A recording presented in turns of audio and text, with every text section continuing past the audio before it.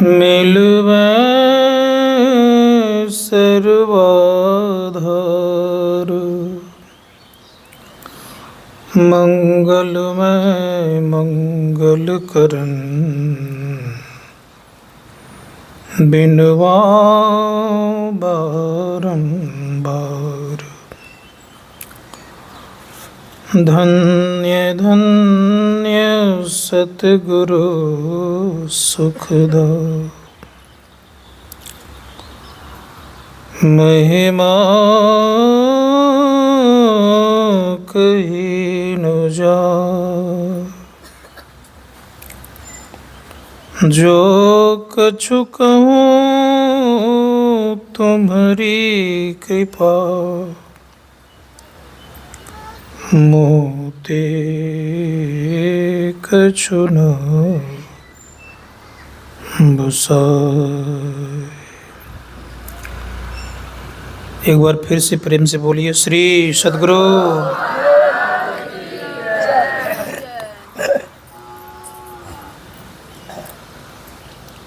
कोटि ब्रह्मांड के नायक सर्वजन स्मरणीय संत सद्गुरु के युगल पाद पद्मों में कोटि सा नमन। मंचस्थ परम श्रद्धेय स्वामी शुभोदानंद जी महाराज, स्वामी कुंदन बाबा, परमादरणीय प्रोफेसर लखन बाबा, समस्त साधु महात्मागण, सम्माननीय विद्वत जन, संवेद समादरणीय सज्जन आदरणीय माताओं तथा भक्तिमती बहनों। अभी आप लोगों ने पाठ में सुना पातिव्रत धर्म के संबंध में, लेकिन मेरा पक्ष एक तरफा नहीं रहता। जिस तरह से स्त्रियों के लिए पातिव्रत धर्म होता है, उसी तरह से पुरुष के लिए भी पत्नीव्रत धर्म होना चाहिए। तभी ये जीवन ठीक से सरस और सरल हो सकता है, अन्यथा नहीं तो कलह और द्वेष से भरा पड़ा रहेगा जीवन।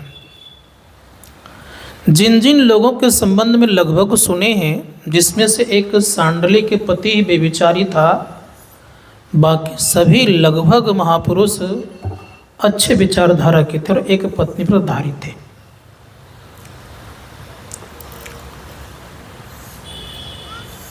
धर्मशास्त्रकार कहते हैं कि दोनों को एक तरह का अधिकार है।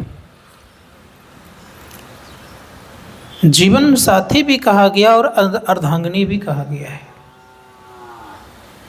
इसीलिए जब वो आधे अंग की मालकिन हुए हैं तो आप भी उनके माल दोनों हैं, एक तरफा नहीं होना चाहिए।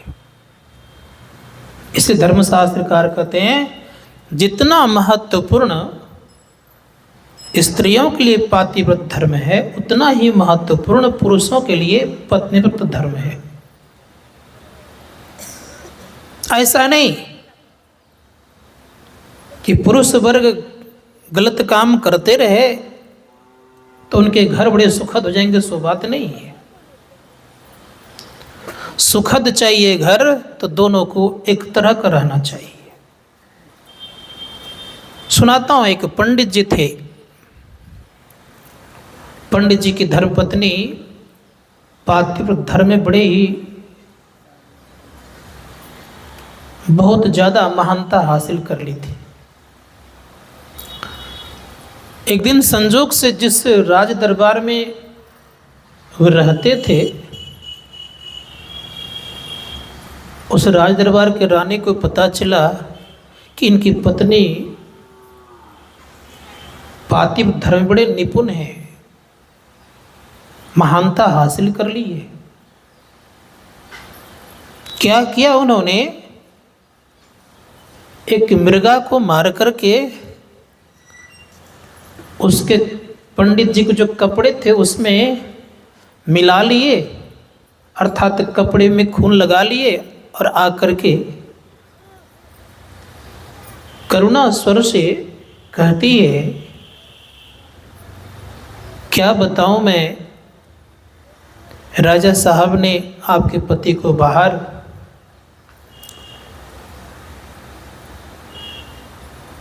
भेज दिए थे। संजोग बस ऐसा हुआ,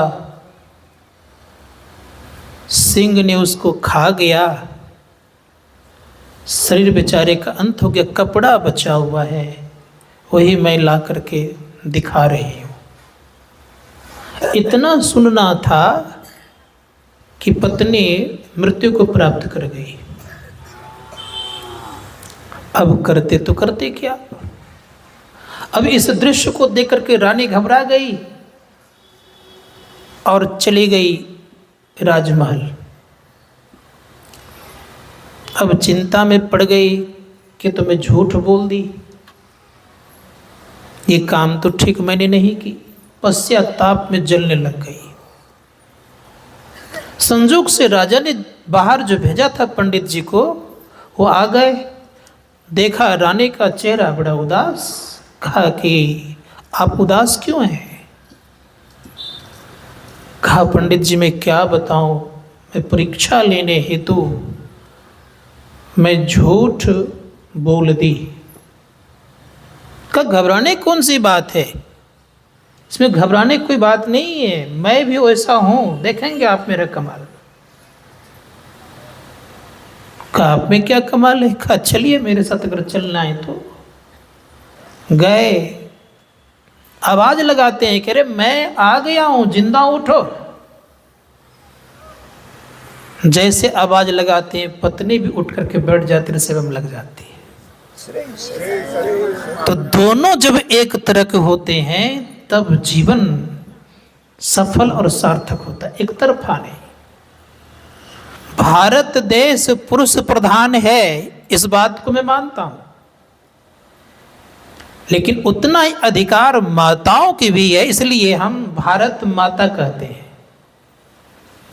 जब जब पुरुषों पर संकट आया है तब तब कोई अगर रक्षा की है तो माताओं ने की है, पुरुषों ने तो फील्ड छोड़ करके भाग गया है।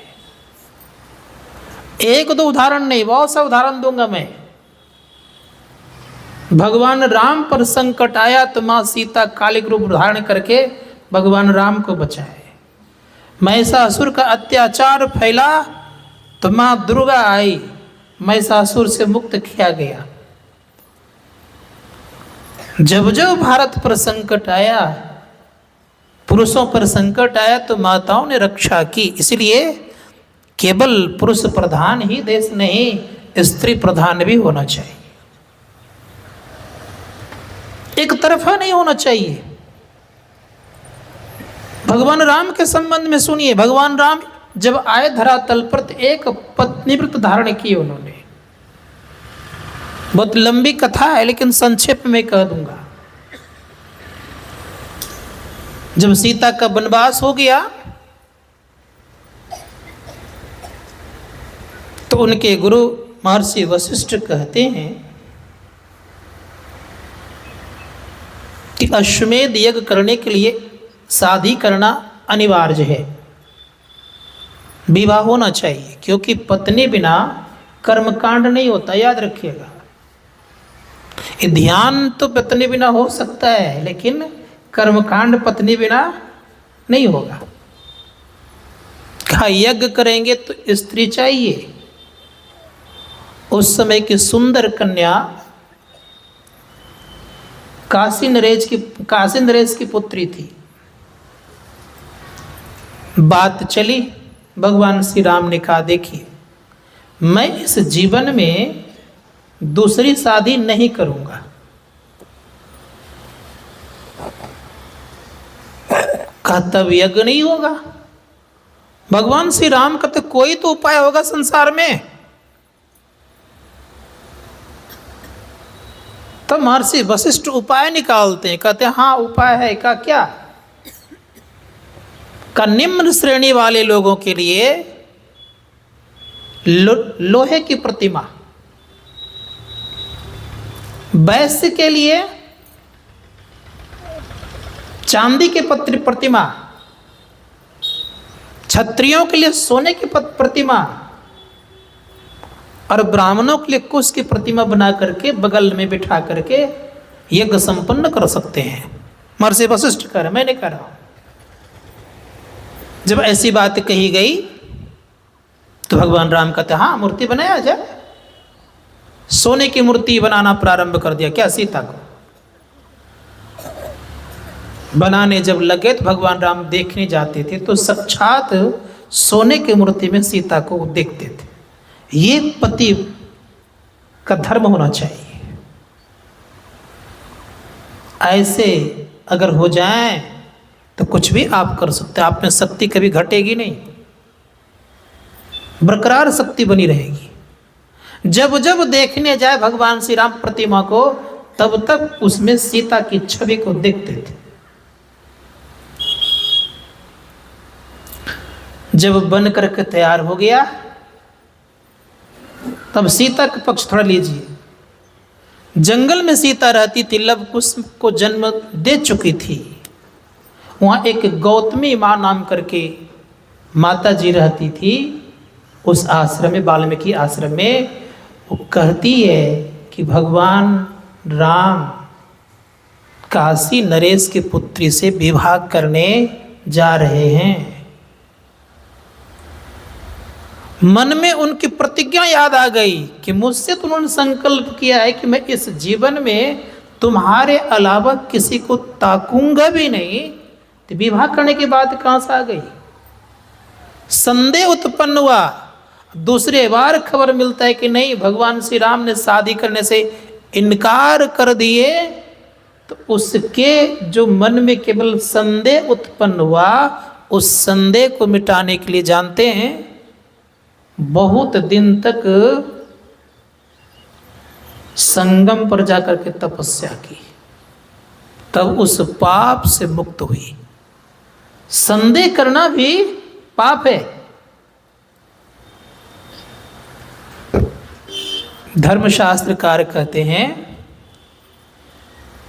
कि एक समय की बात है, रामायण में लिखा है,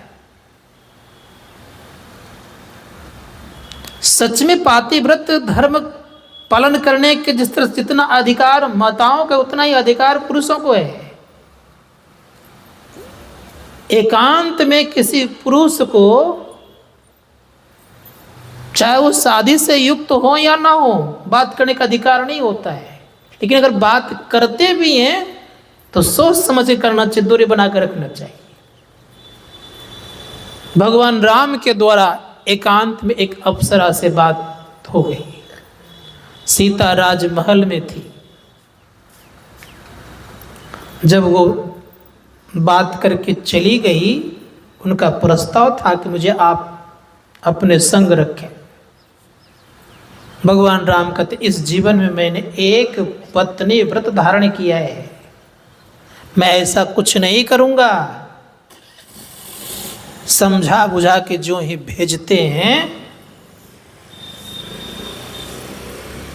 चली जब जाती है तब सीता की नींद जब खुलती है तो भगवान राम कहते हैं कि एक अप्सरा आई थी स्वर्ग से, उन्होंने शादी का प्रस्ताव रखी है, मैंने इनकार कर दिया। सीता कहती है कि जिस समय आई उससे मुझे जगाए क्यों नहीं? चली गई तब मुझे जगा रहे हैं आप। इसका मतलब है कि आपके मन में कोई न कोई संदेह है, भगवान राम को कह रहे हैं, और आप पूर्ण रूपेण से स्वच्छ और निर्मल नहीं है, भगवान राम को कह रहे हैं। भगवान राम कहते, मैं सच कहता हूं, मैं अपने पूर्वजों का सौगंध खा के कहता हूं कि मैं निर्मल और पवित्र हूं। सीता कहते, मैं मानने को तैयार नहीं हूं। माता पिता का सौगंध खाते हैं, पूर्वजों का सौगंध खाते हैं, किसी की बात को जब नहीं मानती हैं तब अंत में मैं कहते, मैं गुरु का, जैसे गुरु का शब्द लिया तब सीता कहती, अब बस कीजिए, मैं विश्वास करती हूं कि आप बिल्कुल निष्पक्ष और बेपाप रहित हैं। धर्मशास्त्रकार कहते, गुरु को इतना महत्व सीता ने दी, गुरु का सौगंध खाए नहीं दिया। तो मैं कह रहा था पातिव्रत और पत्नीव्रत के संबंध में दोनों को समान अधिकार है। लेकिन हकीकत में बात क्या है? हकीकत में बात यह है कि प्रत्येक जीव उस परमपिता परमात्मा के हैं। जीव को नारी रूप की संज्ञा दी गई है। जब मीराबाई वृंदावन जब गई तो वहाँ एक बहुत उच्च कोटि के ब्राह्मण थे, भगवान श्री कृष्ण की पूजा करते थे। वो आयंतक माताओं को मंदिर में प्रवेश करने नहीं देते थे। संजोग से मीराबाई चली गई। देखने में अतीब सुंदरी थी। जैसे उन्होंने कहा कि अरे कैसे ये अंदर आ गई, मीराबाई कहती कि आज दिन तक तो मैं जान रही थी यह कि वृंदावन में केवल पुरुष कोई है तो केवल कृष्ण है, लेकिन ये दूसरा पुरुष कहाँ से पैदा ले लिया। जैसे का दूसरा पुरुष कैसे पैदा ले लिया तो झट से उनकी थाली गिरी और मीरा को प्रणाम करते हुए कहते हैं कि देवी, मैं इस चीज को भूल गया था कि मैं भी पुरुष हूँ। मैं पुरुष नहीं, मैं भी स्त्री हूँ। उसी कृष्ण का मैं भी सहचरी हूँ जिसकी तुम बनी हुई हो। संसार में तमाम जीव उस परमपिता परमात्मा के ही हैं, इसलिए उनको जानिए। संत कबीर साहब ने कहा, 10 दिन नहरवा खेली ले निज सासुर जाना हो। इस संसार में नहरे में कितना दिन खेलना है? 10 दिन तक ही खेल सकते हैं, फिर तो निज सासुर जाना हो। सबको सासुर बाड़ी जाना है। संत महात्मा के सासुर बाड़ी में क्या होगा भाई? कहा वहां ही आप सुखी रह सकते हैं, अन्यथा और कहीं नहीं। ये संसार 10 दिन के लिए ही है, यहां से फिर सबको जाना है। संत कबीर साहब एक जगह और कहते हैं कि तुम तो सोई हुई हो, मेरी सूरत सुहागिनी जागरी, क्यों तू सोबत मोह निंद में उठ के भजनिया में लागरी। सूरत को भी स्त्री की संज्ञा दी गई है। इसलिए सदैव याद रखिएगा कि सबके परमपिता परमात्मा, सबके पति कहिए, स्वामी कहिए, कौन है? वो परमपिता परमात्मा। उनको प्राप्त जिस दिन कर लीजिएगा उस दिन कोई दुख नहीं रहेगा। इस संसार में जो पति पत्नी का संबंध है केवल देह भर का है, लेकिन जीव का कोई नाता, रिश्ता, दोस्त, यार, मित्र नहीं है। किनके हैं? शरीर संबंध। जिस दिन शरीर से आप निकल जाएंगे कोई रखेगा क्या? कि रखेगा कोई? कोई नहीं रख सकता है। ये खोल से नाता रखने वाला संसार के लोग, याद रखिएगा। सोल से नाता रखने वाला केवल परमपिता परमात्मा, वो है, दूसरा और कोई नहीं है। खोल से नाता रखने वाले तब तक जब तक सोल भीतर में है, तभी तक। सोल निकल गया, खोल का कोई महत्व देने वाला क्या है? कोई देखेगा आपके जीवन में? कोई नहीं पूछेगा आपको। खोल की सुंदरता पर ऋषि मुनि नहीं रिझते, सोल की सुंदरता पर ऋषि मुनि रिझ जाते हैं। सोल को पवित्र बनाइए। खोल यहीं की यहीं रहेगी, खोल के जाने वाला नहीं है, खोल यहीं रहेगा। लेकिन सोल परमपिता परमात्मा तक जा सकते, उसके लिए कुछ कीजिए। उसके लिए जो करेंगे उनका जीवन सार्थक। तो मैं कह रहा था, पातिव्रत धर्म के संबंध में प्रत्येक साधकों को एक परमपिता परमात्मा के आधार पर रहना चाहिए। अगर दूसरे, तीसरे, चौथे, पांचवें को शरण में जाते रहते हैं तो समझिएगा वो सच्चे भक्त भी नहीं हो सकते। इसलिए मीराबाई को बहुत यातनाएं दी गई। उनके जो परिवार के लोग थे बहुत कष्ट दिए गए। अब बहुत कष्ट देने पर क्या कहा मीराबाई ने? मीराबाई कहती है, मेरो तो गिरधर गोपाल दूसरो ना कोई, मेरा केवल वही है। अब देखती किसको थी वो? तो मीराबाई कहती कि जित देखूं तित श्याम मैं, जिधर देखती हूं केवल श्याम ही श्याम दिखते हैं। ये है पातिव्रत। जिधर नजर दौड़ता है केवल कृष्ण ही कृष्ण दिखते हैं।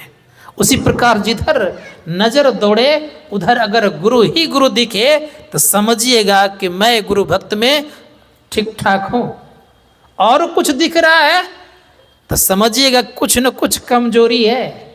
मध्यम हो सकते हैं, तृतीय श्रेणी के हो सकते हैं, लेकिन एक नंबर के देखने वाले सुन रहे, तो स्वप्न में भी दूसरे नहीं आना चाहिए। स्वप्न में भी अगर कभी स्वप्न भी हो तो अपने इष्ट का ही स्वप्न हो, इष्ट का ही सेवा करते रहें। अगर ऐसी भावना हो जाए तो उनकी भक्ति में सुगंध आ जाएगी, खुशबू आ जाएगी। वो जहां जाएंगे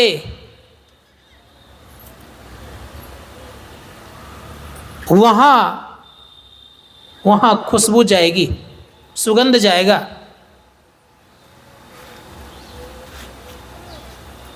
तो भक्ति इस तरह से होनी चाहिए, जहां जहां पग धरेंगे वहां वहां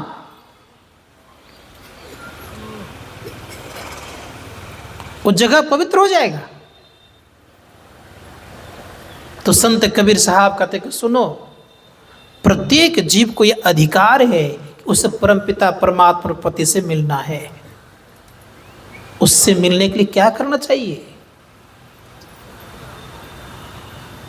कन्हैयर का त्याग करना चाहिए, यहां का खेल इत्यादि को समाप्त करना चाहिए। क्या यहां का खेल है? नैहर में ही मोह होता है कि ससुराल में होता है? कहाँ होता है मोह अधिक? नहर में ना। याद अधिक कहाँ की आती है, नैहर की ससुराल की? नैहर की। तो मोह से ग्रसित कहाँ होते हैं? नैहर में। वहां कोई मोह नहीं है। अब वहां सुख कैसा है ये भी जानना चाहिए। वहां न गर्मी लगती है न जाड़ा लगती है, न धूप होता है न छां है। इसलिए हमारे कबीर साहब कहते हैं, संत कबीर साहब, कहो उस देश की बतिया जहां नहीं होत दिन रतिया, नहीं रवि चंद्र वो तारा, बिना दीपक होत उजियारा। वैसा जगह के रहने वाले आप लोग हैं, सबके सब हैं। लेकिन उस नगर में जाने के लिए संसार की चतुराई काम नहीं आएगी। सखिया वह घर सबसे न्यारा, जहां पूर्ण पुरुष हमारा। वो घर सबसे न्यारा है। कौन रहता है वहां? वो पूर्ण पुरुष रहता है। पूर्ण पुरुष। इस संसार के लोग पूर्ण पुरुष नहीं होते, याद रखिएगा कि पूरे पूरे पुरुष हैं आप। पूरे पूरे पुरुष कोई नहीं होता संसार में। एक ही परम पुरुष परमात्मा है, दूसरा कोई नहीं। सखिया वह घर सबसे न्यारा, जहां पूर्ण पुरुष हमारा। शिव जी भी अर्ध नारेश्वर कहलाते हैं, याद रखिएगा। शिव जी पूर्ण नहीं है, पूर्ण पुरुष नहीं है। पूर्ण पुरुष कौन? केवल एक परम पिता परमात्मा, जिसको अनंत कहते हैं, वो पूर्ण है। बाकी सब के सब अपूर्ण है, याद रखिएगा। सब के सब प्रकृति के अधीन है और प्रकृति से निर्मित है। सब के सब प्रकृति का अधीन है। चेतन भी प्रकृति के अंतर्गत आता है, प्रकृति ही है। लेकिन वो जो परमपिता परमात्मा, इसको हम पूर्ण पुरुष कहते हैं, वो प्रकृति के अंदर नहीं आती, वो प्रकृति से परे है। लेकिन उन्हीं के अंश हैं हम। संत महात्मा गण कहते हैं वो सबसे पूर्ण हैं। उस पूर्ण को जानेंगे तो क्या होगा? तो वेद में आया, ओम पूर्णमद पूर्णमिदं पूर्णात् पूर्णमुच्यते पूर्णस्य पूर्णमादाय पूर्णमेवावशिष्यते। उस पूर्ण से निकलने वाला पूर्ण ही होता है, और उससे और निकलेगा तो पूर्ण ही बचेगा, घटेगा नहीं। इसी संत महात्मा गण कहते उस पूर्ण से निकले हुए हैं, इसीलिए पूर्ण में समाना चाहते हैं। पूर्ण में समाने पर ही परम सुख को प्राप्त कर सकते हैं। अधूरे में रह करके कोई सुखी पूरा हो नहीं सकता। कोई संसार के सुख से तृप्त है क्या? कि कोई तृप्त हो गए? संसार के सुख से कोई तृप्त नहीं हो सकता है, क्योंकि संसार का सुख अपूर्ण है। पूर्ण सुख तो परमात्मा के पास है। वहाँ परमात्मा तक जाने के लिए धर्मशास्त्रकार कहते हैं क्या करना चाहिए। तो परमात्मा ने एक सुंदर व्यवस्था कर दिए हैं। पहले क्या करना चाहिए, तो कहा धीरज धर्म मित्र और नारी आपद काल परेखहु चारी। कहा क्या करना चाहिए, तो कहा पहले धैर्य रखो। धैर्य की परीक्षा कब होगी, विपत्ति काल में। कितना धैर्यवान है विपत्ति काल में परखी जाती है। धीरज धर्म, कितने धार्मिक हैं विपत्ति काल में देखे जाएंगे आपको। कितने धार्मिक हैं आप, कितने अच्छे मित्र हैं विपत्ति काल में परखे जाएंगे।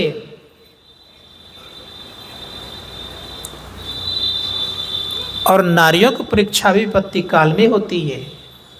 अगर पति धनहीन है, बीमार है, रोग से ग्रसित है, उस परिस्थिति में परीक्षा होती है नारियों की। कब, उसी परिस्थिति में। उस समय वो सेवा करती है कि मुख को मोड़ती है, ये देखी जाती है। अब पुरुषों की परीक्षा भी इसी तरह होती है। विपत्ति काल में अगर रोगाग्रसित नारी हो गई है, स्त्री हो गई है, उसकी वो सेवा करते कि नहीं करते हैं, क्या प्रताड़ना करते हैं, उस समय भी उसकी परीक्षा भी होती है। इसीलिए सदैव भूल जाइएगा सब कोई, जो भी पुरुष बैठ के बैठे और माताएं बैठी हैं, कि अगर पत्नी बीमार पड़ जाए तो पति का पुनित कर्तव्य होता है कि उसका देख रेख और सेवा करना पुनित कर्तव्य है। ऐसा नहीं कि केवल उसी से हम केवल सेवा लें और पत्नी का हम सेवा नहीं करें, तो ये पुरुष धर्म नहीं है। इसलिए सदैव ख्याल रखना चाहिए, एक दूसरे का दोनों पूरक हैं। पत्नी अगर बीमार है तो पुरुष का कर्तव्य है कि सेवा करनी चाहिए, तब ये ठीक स्थिति बनी रहती है। तो कहा धीरज धर्म मित्र और नारी आपद काल परेखहु चारी। ये चारों की परीक्षा आपत्ति काल विपत्ति काल में। एक जगह मैं गया था, सुन के थोड़ी हंसी आएगी आप लोगों को, कहने में बनता नहीं, मंच से नहीं बोलूंगा।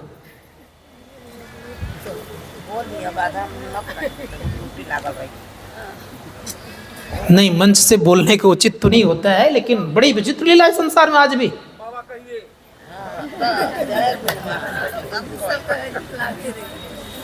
भाषा छिपा के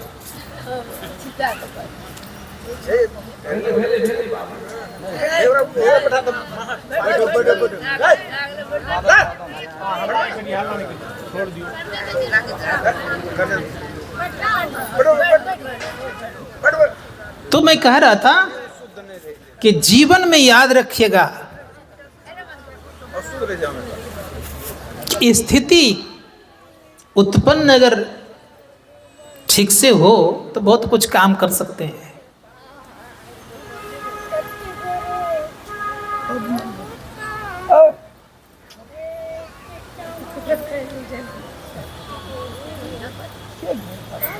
तो स्थिति को बनाइए, अच्छे से दो लोगों की देख रेख कीजिए। तो मैं संबंध सत्संग के संबंध में ये सुना रहा था मैं, पातिव्रत धर्म के संबंध में। तो जो सत्य में अच्छे भक्त होते हैं वो भी एक तरह के रहते हैं। गोस्वामी जी महाराज कहते हैं कि सुनो, संसार में अच्छे भक्त बनो। इन्होंने भक्त के भी श्रेणी 4 कर दिए हैं। एक भक्त होते हैं अर्थार्थी, एक आर्त, तीसरे जिज्ञासु और चौथे ज्ञानी। ये 4 तरह के भक्त होते हैं। अब आर्त भक्त होते हैं, अर्थार्थी होते हैं, जिज्ञासु होते हैं, ज्ञानी होते हैं। तो फर्क तो है ना कि नहीं है। अब आर्त भक्त है, दुख की घड़ी में क्या करते, भगवान को याद करते हैं, भगवान ये दुख मेरा समाप्त हो जाए, भगवान के दुख समाप्त कर देते हैं। लेकिन रामकृष्ण परमहंस जी महाराज भी, उनको गले में कैंसर की बीमारी थी, लेकिन उन्होंने नहीं कहा मां काली से कि मां मेरे दुख दूर कर दो, क्योंकि वो ज्ञानी भक्त थे। अंतर होता है ज्ञानी भक्त और आर्त भक्त में। दुख की घड़ी आई तो दुख को निवारण के लिए आपने उनसे कह दिया। रामकृष्ण परमहंस जी महाराज को जब कहा कि ठाकुर आप क्यों न माँ काली से कहते हैं कि दुख दूर हो जाए आपके, खा माँ को पता नहीं है कि मुझे दुख है कि नहीं है? उनको पता है, तो मैं क्यों कहने जाऊं? नहीं कहने गया। दूसरे होते हैं अर्थार्थी, अर्थ के लालच, अर्थ मतलब धन संपत्ति, धन संपत्ति के लालच में पूजा पाठ करते हैं। धन मिल गया, संपत्ति मिल गई, बेचारे संसार में बढ़िया से जीवन उनका चलने लग गया तो भगवान को भूल गया। तीसरे होते हैं कौन? जिज्ञासु, जिज्ञासा करते हैं कि परमात्मा कैसे मिलेंगे, परमात्मा की प्राप्ति कैसे होगी, इसके संबंध में सोचते रहते हैं।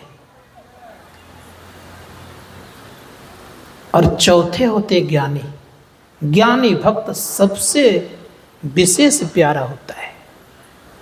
संत मत कहता है कि ज्ञानी भक्त बनो। अज्ञानी भक्त बनने वाले जो होते हैं तो अंधविश्वास में नहीं पड़ते, अंधविश्वास में नहीं पड़ते। वो पूर्ण रूपेण से हर चीज पर तौल तौल करके वो चलते हैं, समझ बुझ करके पैर रखते हैं। इसलिए गुरु माई ने कहा ज्ञान योग युक्त ईश्वर की भक्ति का प्रचार प्रसार। ज्ञान योग युक्त। संत मत कहते ज्ञानी बनो। तो कैसे बनोगे? ध्यान करोगे तब ज्ञानी बनोगे। ध्यान से जो ज्ञान होगा यह असली ज्ञान होगा, और शास्त्रों के अध्ययन से जो ज्ञान होगा यह नकली ज्ञान होगा। मान लिया जाए जान नहीं रहे हैं कुछ, बहुत सारे ग्रंथों को पढ़ लिए हैं, जैसे धान से चावल निकाल लिया जाए, समझिएगा मेरी बात को थोड़ा सा, और उखल में देकर के मूसल से कुटना प्रारंभ कर दे, क्या चावल मिलेगा? तो ऐसे ज्ञान से कोई मतलब नहीं होता है। सार रहना चाहिए, चावल मिलना चाहिए। तो कब मिलेगा? जब ध्यान करेंगे तब आपको चावल मिलेगा। मतलब यह कि अगर सार चीज चाहिए तो ध्यान के द्वारा मिल सकता है। ग्रंथों को पढ़ने वाला बहुत सारा है, आज देखता हूं, आप लोग भी देखते होंगे, सुने होंगे। शास्त्रों का अध्ययन बहुत है, लेकिन भीतर क्या है? कोरा छिलका की तरह है। भीतर रंग रंगेगा तब न बाहर काम आएगा। केवल ग्रंथों को पढ़ पढ़ के रंग भीतर को भर लिए हैं तो काम चलने वाला नहीं है। टिकेंगे अब नहीं टिक सकते। स्वयं विवेकानंद जब शिकागो गए तो शिकागो के सम्मेलन में जब गए तो वहां बहुत बड़े विद्वान आए हुए थे। विदेश के लोगों ने कहा कि भारत देश गुलाम है, वहां विद्वान कहां से होगा? कौन वहां प्रवचन करेगा ठीक से? इनका अवहेलना करते हुए, अनादर करते हुए कितना समय दिया? मात्र में 5 मिनट दिया और लिख दिया बोर्ड पर व्हाट इज पॉइंट। अब इसी को व्याख्या करना है। और जब बोलने लग गए तो वहां के विद्वानों ने कहा he is learn on the beyond the learning. ये विद्वता का परे का विद्वान है।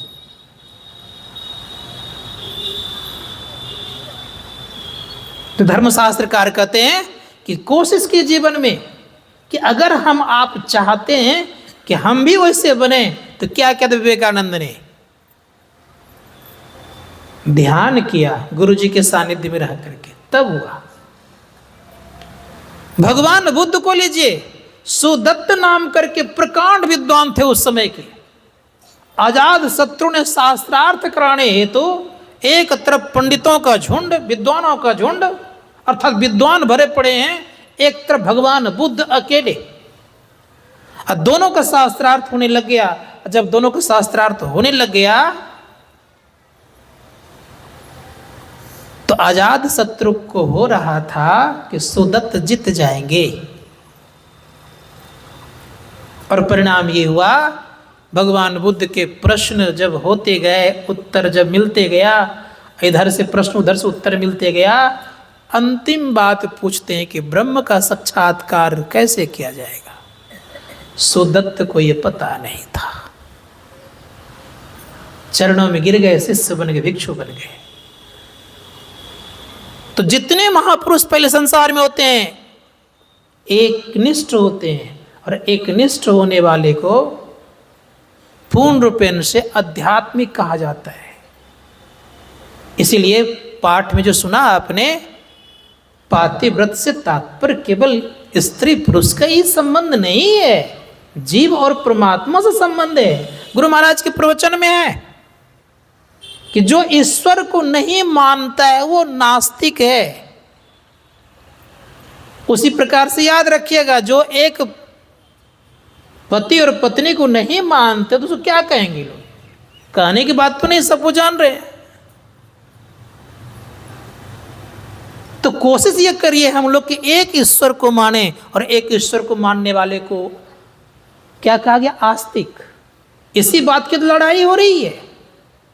आज इस्लाम धर्म वाले क्या कहते हैं कि हम लोग आस्तिक हैं, और इधर वाले क्या कहते हैं कि आस्तिक नहीं है। कारण क्या है? काफिर क्यों कहा गया? काफिर कहने के पीछे कारण यह है कि हम लोग बहुत उपासक हैं, बहु उपासी हैं, इसलिए काफिर कहा जा रहा है। और वो लोग एक खुदा को मानने वाले, इसलिए क्या कहते हैं उसको? वो लोग आस्तिक हैं। संत महात्मा गण कहते हैं उसी प्रकार से गुरु महाराज के प्रवचन में जो ईश्वर को नहीं मानता है वो क्या है? नास्तिक है। अब एक बात आप लोग आज खुल करके बताइएगा मुझे, संत मत के अलावा जितने भी संसार में लोग और हैं, क्या ईश्वर को भजते हैं कि देवताओं को भजते हैं? सही सही बोलिएगा, किनको भजते हैं? देवताओं को। तो गुरु महाराज क्या करा? जो ईश्वर को नहीं मानता वो क्या है? तो कोई गलत तो नहीं कह रहा है ना कि ईश्वर को कोई मानने वाला नहीं है। आज प्रत्येक घर में देवताओं की तस्वीर मिलेंगे, ईश्वर का कोई रंग रूप रेखा होता नहीं है। देवता और ईश्वर दोनों को मानते हैं, नहीं चलेगा इसको कहने में। कारण ये है, तब तो और गड़बड़ जगह जा रहे हैं। मुझे उधर जाना अभी नहीं है, समय लगेगा, कारण का समय आपका हो गया है। तो मैं कहना ये चाह रहा हूं कि एक ईश्वर को मानिए, और ईश्वर का रास्ता कहां से, इसको पहले जानिए। ईश्वर को अगर मूर्ति में फंसा के रख दिए हैं, समझ लीजिएगा सब कोई, तब तो आप ईश्वर को नहीं मान रहे हैं। क्योंकि संत कबीर साहब ने कहा वो अनगढ़ा हुआ देवता है। अनगढ़िया देवा कौन करे तेरी सेवा, गढ़े देव को सब कोई पूजे, चढ़ावे खुआ और मेवा, अनगढ़िया देवा कौन करे तेरी सेवा। उनका कोई गढ़ना अर्थात कोई आकार नहीं है। जो आकार रहित है तो उसकी पूजा कहाँ करते हैं हम लोग? अवलंब लेने हेतु हम किसी देवताओं का या किसी भगवान की मूर्ति रखते हैं, लेकिन धर्मशास्त्रकार कहते हैं लेकिन ये सर्वस्व नहीं है। इसलिए धर्मशास्त्रकार कहते हैं रास्ता के संबंध में सुबह के सत्संग में कहा था कि वो बड़ा झीना मार्ग है, उस मार्ग से चलिए। उस मार्ग से चलेंगे तो ईश्वर की तरफ चलेंगे, उसी रास्ते में बहुत कुछ मिल जाएंगे आपको। जैसे आप आंख बंद करके आप चलना प्रारंभ करेंगे तो अंधकार से प्रकाश में जाएंगे, और प्रकाश में जाते ही याद रखिएगा पहले सहस्रदल कमल, उसके बाद है त्रिकुटी। त्रिकुटी में क्या है? तो कबीर साहब से पूछता हूँ कि त्रिकुटी में क्या है? तो कबीर साहब कहते हैं कि त्रिकुटी महल में विद्या सारा, घनहर बाजे सुने नगाड़ा, लाल वर्ण सूरज उजियारा, छत्र कमल मझार ध्वनि ओंकारा है। क्या है वहाँ का? सारी विद्याएं है। सारी विद्याओं की उत्पत्ति वो त्रिकुटी महल से है। इसीलिए देवताओं का दर्शन कहाँ हो जाएगा? संत महात्मा गण कहते जैसे एक स्टेज पार करेंगे, सहस्रदल कमल में अपनी स्थिति बना लेंगे, तो संपूर्ण देवताओं को आप देख सकते हैं। इसे धर्मशास्त्रकार ने कहा निम्न श्रेणी की स्थिति है, इसीलिए कोशिश कीजिए कि द्वार कहाँ है? द्वार बड़ा जीना है। किसका द्वार? मोक्ष अर्थात परमात्मा तक पहुँचने का द्वार बहुत झीना है, उस द्वार से चलेंगे तो परमात्मा तक चलेंगे। अब बाकी द्वार से चलेंगे, आँख कान सहारा लेंगे, नाक सहारा लेंगे, इस संसार का तरफ जाने का है, अर्थात नीचे गिरने का सहारा है। लेकिन अज्ञान चक्र के सहारे चलेंगे, दसम द्वार से निकलेंगे तो निश्चित याद रखें दसम द्वार में प्रकाश है, उस प्रकाश के बाद शब्द है, शब्द जहाँ अंत करता है वहीं पर परमपिता परमात्मा का साक्षात्कार है, परम कल्याण है। तो 5 बज गया है, याद आगे देता नहीं है। बोलिए प्रेम से श्री सद्गुरु